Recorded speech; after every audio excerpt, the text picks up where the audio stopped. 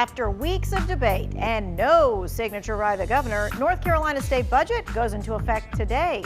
We're going to look at the struggle it took to get it passed and what the law means for you. It has been called the summer of strikes, and now strike season is continuing into fall with casino and healthcare workers ready to walk off the job. And tomorrow at 2:20 p.m., you'll be getting an alert on your phone, your TV, your radio, no matter what you're watching, listening to, or where you are. Let's dig into it. Today, the North Carolina state budget goes into effect, and the bill dictates the next 2 years of our state spending. Let's look into what the budget includes and why it took just so long to materialize. First up, funding for education. $6 million will go to Meals for Students. This will help cover all 25,000 low-income students that are currently receiving reduced-cost meals. The budget also includes pay increases for state employees. That includes teachers. This is a 7% pay bump by the end of that 2-year budget. And the law also includes an expansion for school vouchers. One of the most important parts of the budget is Medicaid expansion. This will give 600,000 North Carolinians access to health care. It is something that Governor Roy Cooper was pushing for. He says Medicaid expansion will save lives.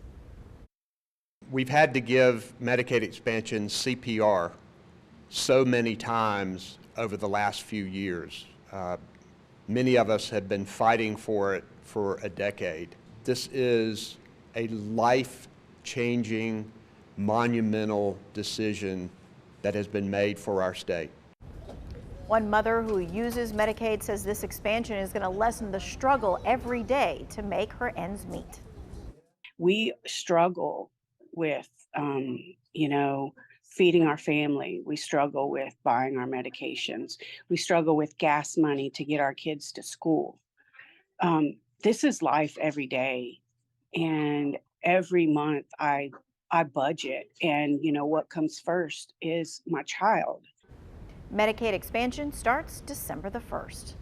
Now, overall, Governor Roy Cooper, he's not happy with the budget. That's why he refused to sign the bill approved by the state Senate. By law, without the governor's approval, the budget goes into effect 10 days after the Senate approves it. He says Medicaid is about the only thing positive he sees in it. This is a bad budget, but I am not going to allow any more time to go by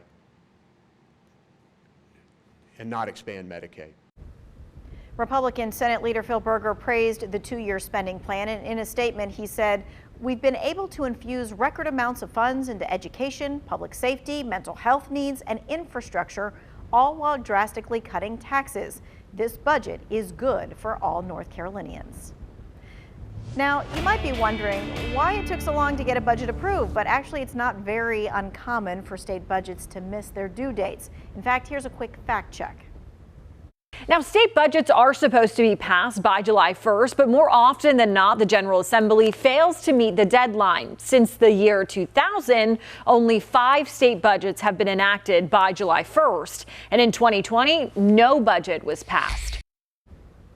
If a budget hadn't passed, it would not have resulted in a total government shutdown for the state. The North Carolina government would have continued to function based on the previous budget's guidelines.